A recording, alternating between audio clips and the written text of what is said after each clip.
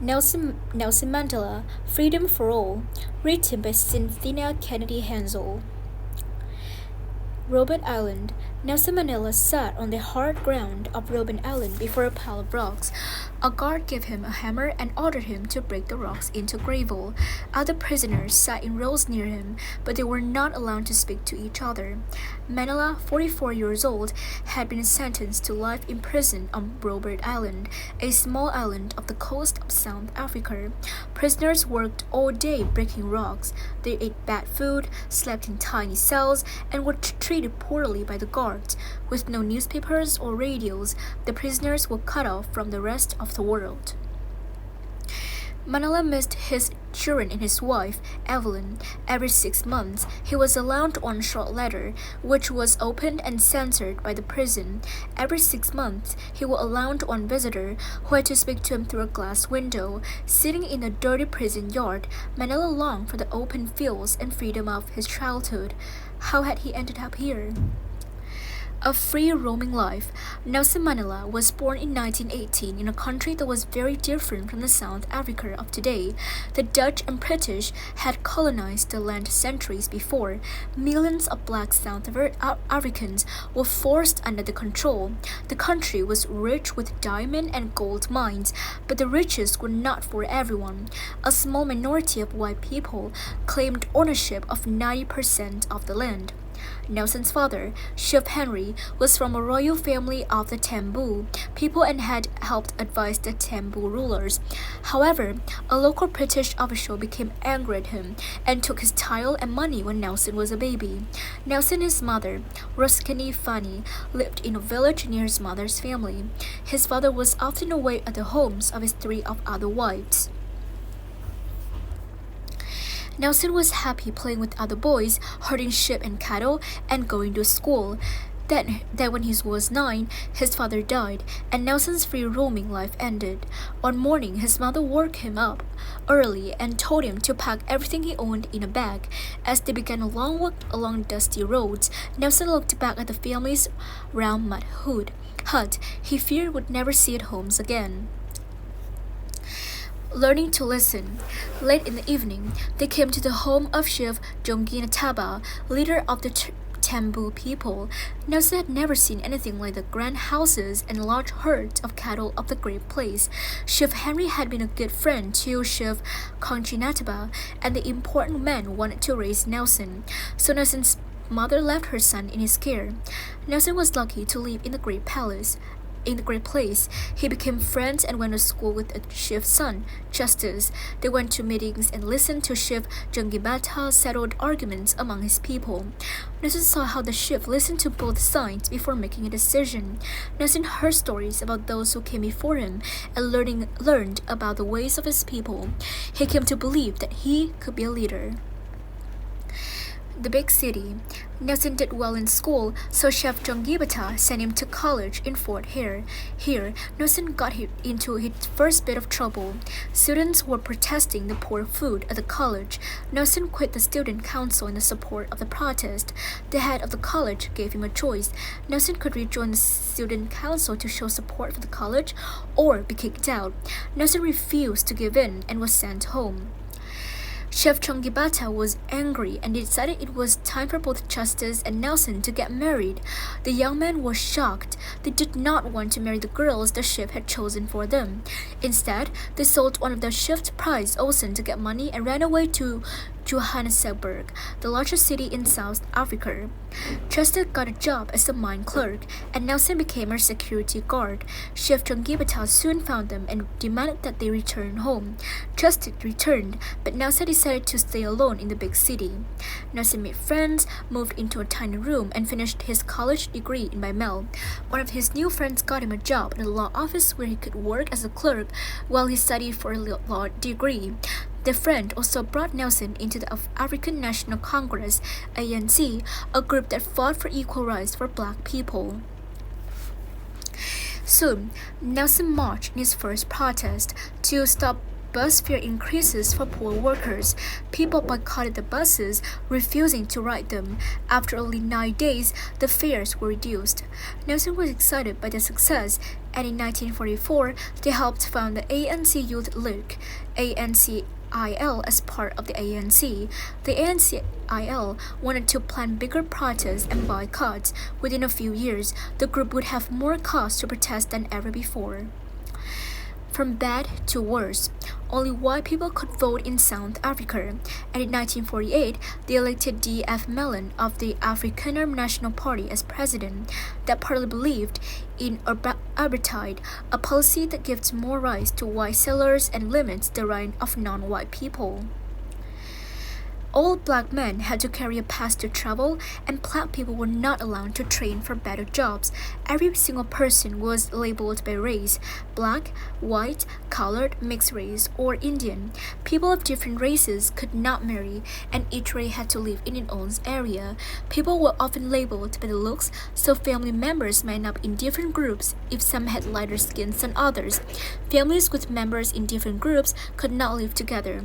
They could not even meet in the parks, or other public places because those areas were segregated too. Mandela was now married with children to care for and worked long hours at the law office. Still, as conditions got worse, he fought harder for justice and became the president of the ANCIL in 1951. A rising star. The next year, the African National Congress urged people not to follow the apartheid laws. Black people burned their travel passes and sat down in whites-only parts of buses. They drank from whites-only water fountains and played in whites-only parks. Mandela spoke before thousands of protesters and was arrested. He was forbidden by law to travel, give speeches, or hold public office. Mandela continued to work for the ANC in secret. He also helped start the first black law office in South Africa to help people who were suffering under apartheid. In 1955, Mandela was arrested again and charged with treason, or trying to bring down the government. He was released from jail for a time, but the ban on speaking and travel continued. Unhappy with the risks he took and the dangers he faced, his wife divorced him. During the 4.5-year trial, Mandela continued his work from the ANC in secret, but conditions got worse.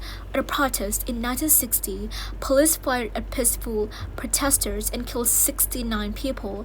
The ANC was banned. Soon after, Mandela's trial ended when he was found not guilty of treason. Yet Mandela knew that unless he gave up the right for equal rights, he would soon be arrested again. Since he refused to give up the right, he went into hiding. Mandela felt that all those years of peaceful protests had failed, and the ANC needed to try something else. In 1962, he escaped South Africa to ask leaders in other countries to help. Some gave him money for the fight, and others offered military training. He learned for the first time how to shoot a gun and make a bomb.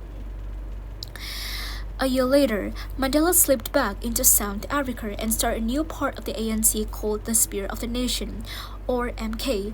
The MK wanted to force the people in power to listen to them. They planned to do this by using sabotage, such as bombing buildings or power stations. Unfortunately, as a result of the bombings, people died. Mandela made his plans at the MK secret hideout. He traveled in disguise and became famous at the Black Pimpernel or Robin Hood type character who slipped past government traps aimed at catching him. Mandela and Martin Luther King. Nelson Mandela is often compared to Martin Luther King, the famous leader of the U.S. Civil Rights Movement. Both men struggled to win equal rights for their people. Yet when King saw progress in his country, Mandela saw the opposite in South Africa, as rights for non-whites continued to vanish. Unlike King, Mandela eventually decided that violence was necessary to bring about change. We first broke the law in a way that avoided any resource to violence. When this form was legislated against, and when the government restored it to show force to crush opposition to its policies, only when did we decide to answer with violence, Mandela said. In the end, Mandela realized his dream of South Africa without apartheid, and united and at peace. In 1962, Mandela was caught and sent to prison. Then the public found Mandela's secret hideout in his plans. He was charged with conspiracy to bring down the government, a crime for which he could be put to death. This time the verdict came quickly. Guilty. Mandela knew he could rather die than give up fighting for justice, so he prepared his final words in case he was to be hanged. The judge instead sentenced him to life in prison. Prison years. Mandela's early years in prison were hard. Although the prisoners were not allowed to speak to one another, they found secret means of communicating, such as leaving notes on rocks or tapped on toilet seats. Mandela demanded rights for the prisoners and that all races be treated with dignity. The guards came to respect him. Over time, the prisoners got better food, books so they could study, and more freedom to talk. Mandela became a leader among the prisoners, who were men of different races. He used the listening skills he had learned as a child so that everyone felt they understood the sign of the story. Many black people thought South Africa should be only for black people because they were the first. Mandela had only believed this, too, but he now realized that all races should be welcome in a truly free country. Mandela's family and friends made sure the prisoners on Robben Island were not forgotten. They led protests and boycotts and worked out in the country to make Mandela's name known everywhere. Still, the government became more violent. Protesters were murdered or simply disappeared. Even children were attacked when they protested laws that forced them to use the Afrikaans language in schools rather than their own language. Other countries boycotted South Africa by not trading with them. But in the 1980s, people around the world demanded an end to apartheid. The South African government wanted Mandela to cooperate, so they moved him to a better prison on the mainland. They promised to free him if he spoke up against violence in the MK, but he refused unless the government cast off apartheid. In 1989, F.W. de Klerk was elected president. Within months, he let Mandela go and allowed the ANC to meet. Nelson Mandela, aged 71, walked free for the first time in 27 years. In 1993, Mandela shared the Nobel Peace Prize with de Klerk, but his work was not done. Now he worked to bring about free elections. 5-hour lines. The country's first free elections took place in 1994. Thousands of people stood in lines for up to 5 hours to vote for the first time. Nelson Mandela was elected president of South Africa. Mandela did not want his country filled with hate and fear over things that happened in the past, so he helped start the Truth and Reconciliation Commission. A person could come before the TRC and confess to things he or she had done during apartheid, not be charged with a crime. Those who suffered under the old law sometimes discovered what had happened to friends or relatives who had disappeared. Some consider the TRC process unfair, however, because crimes that happened under apartheid were not punished or paid for.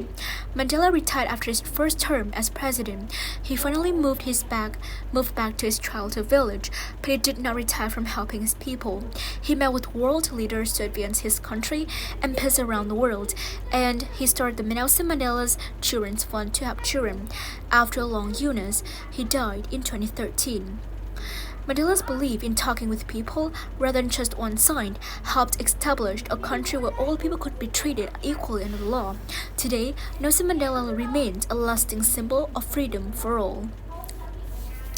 So here are some new words. First, we have apartheid is an official policy of racial segregation in South Africa, now ended, that discriminated against people who were not white. Boycott means refuse to buy or take part in something in order to make a point or force a change. Censored means remove words or other content viewed as threatening or offensive. Colonized means establish an area of a country that was ruled by or belonged to another country. Conspiracy means the act of two or more people secretly plotting to do something illegal or harmful. Well, let me see, this word is in page 18. To bring down the government.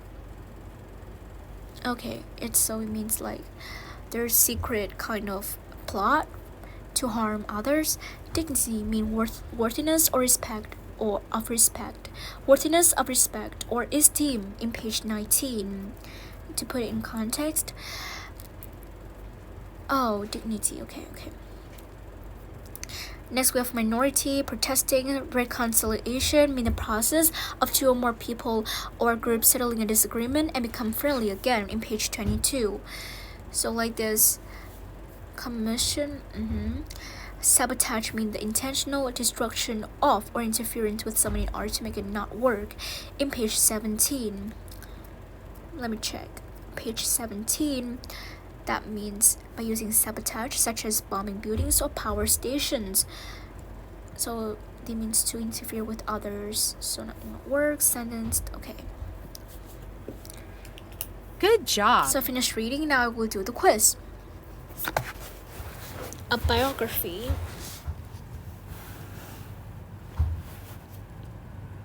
It is a fictional story about a person, a fictional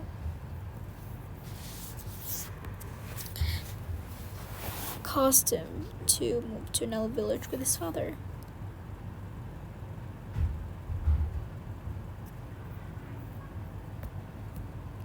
How did Mandela finally get out of prison?